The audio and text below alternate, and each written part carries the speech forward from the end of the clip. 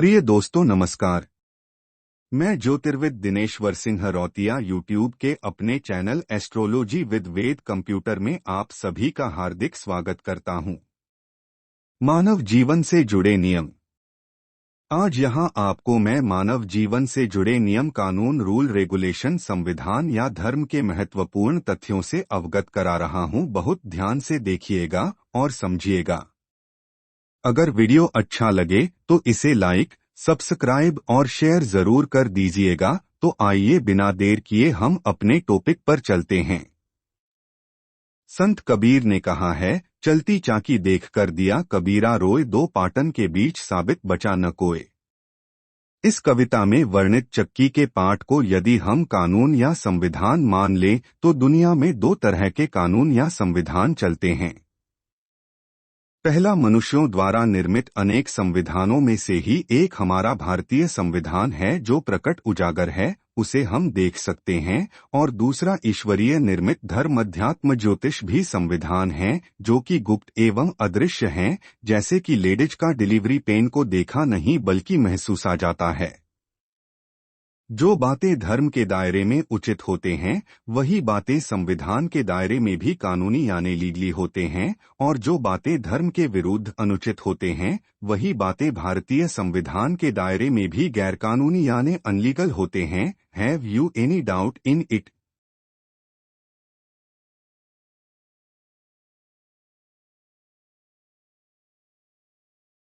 Guys, अगर धर्म ने मंदिर विवाह या अरेंज मैरिज का दो ऑप्शन दिया है तो भारतीय संविधान ने भी लिव इन रिलेशन या कोर्ट मैरिज का दो ऑप्शन दे रखा है।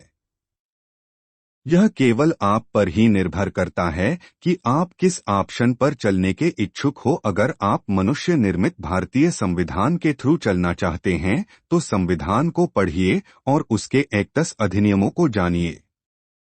और अगर आप ईश्वरीय निर्मित संविधान के थ्रू चलना चाहते हैं तो ज्योतिष विज्ञान को पढ़िए और उसके थ्योरीज, अधिनियमों के मूलभूत बातों को थोड़ा बहुत जानिए समझिए। भगवान आपका अवश्य भला करेगा। भारतीय संवैधानिक एक्ट के बारीकियों को काबिल वकील, एडवोकेट लोग अपने कोट पैंट के पॉकेट में रखते हैं और उन्हीं के बल बूते वे अपने विरोधियों को पानी भी न मांग सके ऐसा चारों खाने चित कर देते हैं। ठीक वैसे ही ईश्वरीय निर्मित संविधान उर्फ ज्योतिष विज्ञान के थ्योरिटिकल बारीकियों को काबिल एस्ट्रोलॉजर्स या देवज्ञ लोग अपने कुर्ते के जेब में रखे रहते हैं। उन्हीं के जरिए वे ग्रहों के दुष्प्रभाव, साइड इफेक्ट्स को छूमंतर करा देते हैं। उपरोक्त दोनों ही कानूनी पाटन के बीच मनुष्य अपने जीवन में कभी न कभी अवश्य ही फंस जाता है। मनुष्य निर्मित संविधान के कानूनी पाठ से बचने के लिए काबिल वकील के और ईश्वरीय निर्मित संविधान के कानूनी पाठ से बचने के लिए काबिल देवज्ञ के शरण में जाना चाहिए। साथियों, संवैधानिक कानूनी पाठ के तहत एग्रीमेंट करने होने का व्यवस्था है तो ज्योतिष विज्ञान में भी एग्रीमेंट का ही बोलबाला है।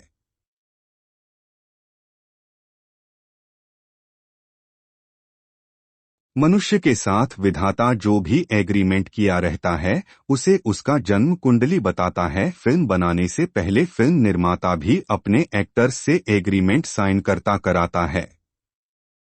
किसी के भी जन्म कुंडली या एग्रीमेंट को जानने या बनाने के लिए तीन चीजें, जन्म तारीख, जन्म समय और जन्मस्थान आदि की जरूरत होती है। अगर ये तीनों चीजें सही सी हैं तब तो व्यक्ति का एग्रीमेंट या जन्म कुंडली या बर्थ चार्ट भी सही होगा, अन्यथा सही नहीं होगा।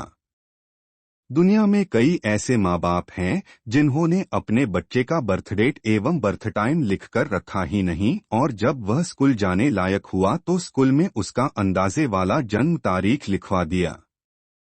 ऐसे में वह बच्चा अपने बारे लिखे गए विधाता के एग्रीमेंट या अपने जन्म कुंडली को जानना चाहे तो भला कैसे जानेगा? अगर वह कुछ जिज्ञासा लेकर किसी ज्योतिषी के पास जाएगा तो ज्योतिषी सबसे पहले उसके जन्म डिटेल से उसका जन्म कुंडली बनाएगा, तत्पश्चात फलादेश करेगा जो कि जिज्ञासु के भविष्य से मैच ही नहीं होगा। तो वह बेचारा जिज्ञासु व्यक्ति नाच न जाने आंगन टेढ़ा ज्योतिष को अंधविश्वास या बकवास नहीं कहेगा तो आखिर क्या कहेगा? इसे ही कहते हैं खेत खाए गधा और मार खाए उसका मालिक जुलाहा। गलत बर्थ डिटेल्स के चलते गलत जन्म कुंडली और फलादेश भी गलत बदनाम हुआ कौन? तो ज्योतिष विज्ञान यही कड़वी सच्चाई या बिटर ट्रूथ है।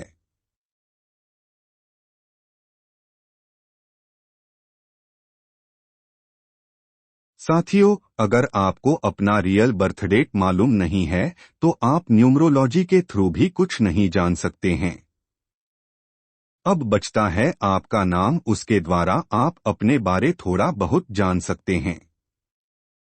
नाम से संबंधित चर्चा यहाँ का विषय नहीं है। अगर आप इसके बारे विस्तार से जानने के इच्छुक हैं तो इस वीडियो के डिस्क्रिप्शन में वीडियो के लिंक दिया है। नाम के पहले अक्षर से राशि नहीं बल्कि वर्ग बनता है। टाइटल के मेरे पिछले वीडियो को देखिए। अगर आपको अपना एक्यूरेट जन्म तारीख मालूम नहीं है तो भी चिंता मत करें। यह तो आप सभी जानते हैं कि हमारे दोनों हाथों के 10 उंगलियों के छाप या फिंगर प्रिंट्स से ही हम सबका आधार कार्ड बना है या बनाया गया है। और भविष्य में हमारे नाती पोतों के फिंगरप्रिंट्स से उनका भी आधार कार्ड बनाया जाएगा। साउथ इंडिया में प्रचलित नंदीनाड़ी ज्योतिष द्वारा फलादेश के लिए पुरुष के दाएं एवं स्त्रियों के बाएं अंगूठे का छाप लिया जाता है।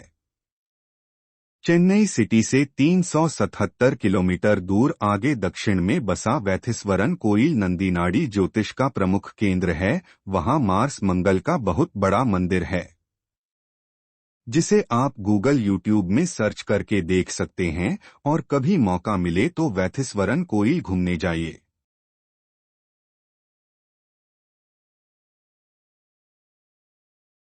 ज्योतिष वाइज दाएं अंगूठे के छाप से व्यक्ति के जन्मलग्न उर्फ एसेंडेंट राशि और बाएं अंगूठे के छाप से उसके जन्मकालीन चंद्र राशि का पता चलता है। वही व्यक्ति का असली राशि भी होता है।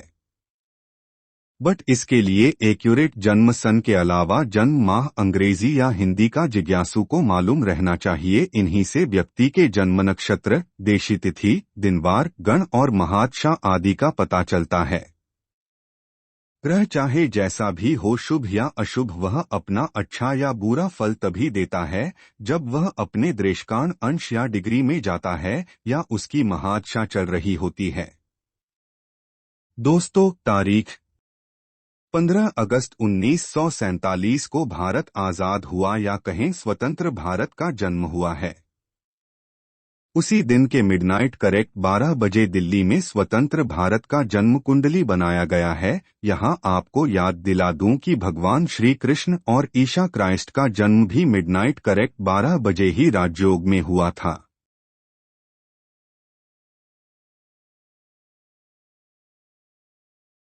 जन्म कुंडली के छठे यानी सिक्स्थ हाउस को रोग, ऋण, शत्रु एवं विरोधियों का माना गया है। तो जब पूरे भारत में कोरोना वायरस के चलते लॉकडाउन लगा था तब भारत पर चंद्रमा की छठी सिक्स्थ महादशा चल रही थी।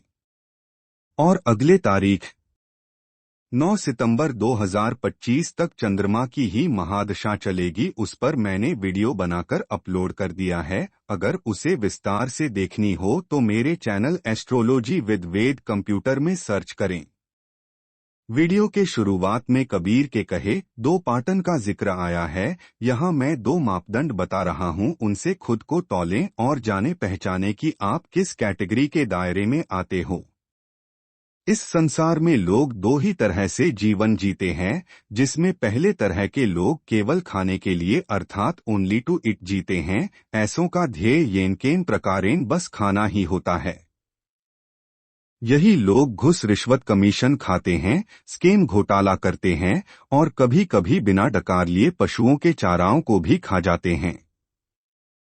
ऐसे लोग किसी का भी भला नहीं करते हैं। इनसे घर परिवार, जाति समाज और देश दुनिया के सभी लोग त्रस्त एवं परेशान रहते हैं। सही मायने में कहें तो ये लोग धरती के बोझ स्वरूप ही होते हैं। ओके गाइज,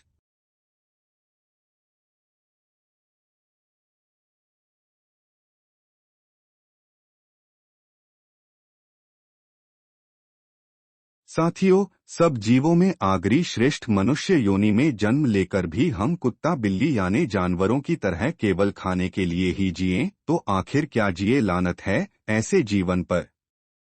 दुनिया में दूसरे तरह के लोग केवल जीने भर के लिए खाते और ओनली टू लिव जीते हैं। ऐसे ही लोग खाने से हटकर घर परिवार जाति समाज और देश दुनिया के लिए कुछ अलग और खास करते हैं।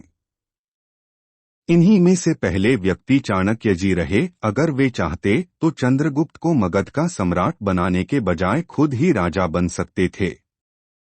दूसरे व्यक्ति महात्मा गांधी ब्रिटिश जमाने के वकील थे। अगर वे चाहते तो भारत को आजाद कराने के लिए फक्कड़ बनने के बजाय ऐश्वर्यमयी जीवन जी सकते थे। तीसरे व्यक्ति हमारे भूतपूर्व राष्ट्रपति राजेंद्र प्रसाद जी रहे थे, जिनने देशहित के लिए अपने आधे वेतन को दान कर दिया करते थे। ऐसे ही जीने के लिए खाने वालों के नाम को इतिहास के पन्नों पर स्वर्णिम अक्षरों में लिखा जाता है, जबकि खाने के लिए जीने वालों का नामो निशान इतिहास में नहीं मिलता है। हम सभी जान चुके हैं कि दिनांक 28 मई 2023 को पीएम माननीय नरेंद्र मोदी जी ने नवनिर्मित संसद भवन उर्फ पार्लियामेंट का उद्घाटन किया।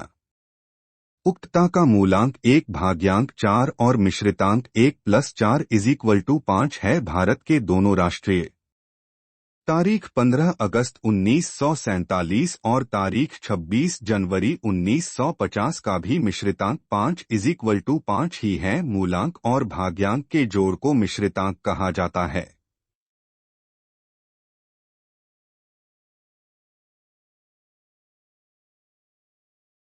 साथियों, टीवी एवं वीडियो में उद्घाटन समारोह का लाइव प्रसारण कराया गया। उसके मुताबिक नए संसद भवन के अंदर लगाए गए चित्रों में एक चित्र चाणक्य जी का और एक चित्र महात्मा गांधी जी का है।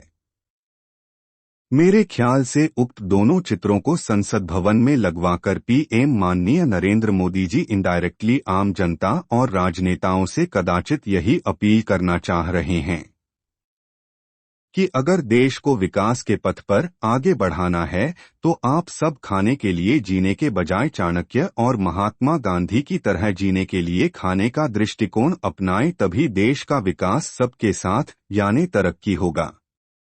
अखंड ज्योति गायत्री परिवार वालों ने भी देशहित के लिए एक अच्छा सूत्र दिया है। हम सुधरेंगे तो घर परिवार सुधरेगा, घर परिवार सुधरेगा तो गांव समाज सुधरेगा, और गांव समाज सुधरेगा तभी देश का सुधार या विकास संभव हो सकता है।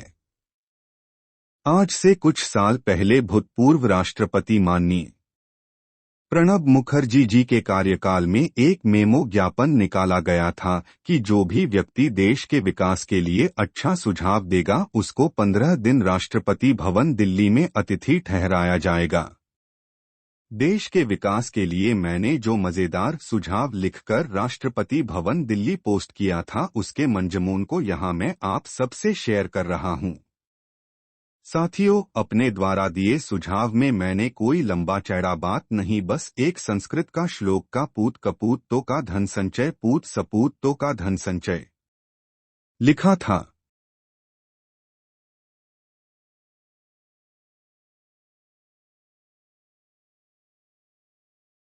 इसका भावार्थ है, अगर पुत्र कपूत नालायक निकल जाए तो उसके पिता को धन संचय करने की जरूरत नहीं है, क्योंकि नालायक पुत्र पिता के कमाए धन को बर्बाद कर देगा। और अगर पुत्र सपूत लायक निकल जाए तो भी उसके पिता को धन संचय करने की जरूरत नहीं है, क्योंकि लायक पुत्र खुद ही धन कमा लेगा। इसी तर्ज पर मैंने भारत सरकार को ताकीद किया था कि भारत के नालायक निठल्ले कपूतों के विकास के लिए सरकार चाहे जितना भी योजनाएं लागू करे, वे कथित कपूते उन योजनाओं से आबाद होने के बजाय बर्बाद ही होंगे। पर यदि भारत सरकार उन नालायकों को लायक बनाने पर जोर दे तो वही नालायक लोग लायक होकर स्वतः ही प्रगति के शिखर में चढ़ जाएंगे। यहाँ इस वीडियो में मैंने जो वेद की सूक्ष्म बातों को बताई है उसे केवल जीने के लिए खाने वाले ही लोग समझ पाएंगे। लबेद यानी हॉकी स्टिक का भाषा समझने वाले या खाने के लिए जीने वाले एनिमल्स के पल्ले कुछ भी न पड़ेगा। पहले आप मेरे बताए मापदंड को खुद पर इस्तेमाल करें, फिर विश्वास करें। आज के लिए बस इतना ही दोस्तों। गुलशन रही तो फूल जरूर खिलेंगे, अगर जिंदगी रही तो हम फिर मिलेंगे। आपने वीडियो को देखा उसके लिए बहुत बहुत धन्यवाद। जय हिंद, जय भारत, जय श्री राम।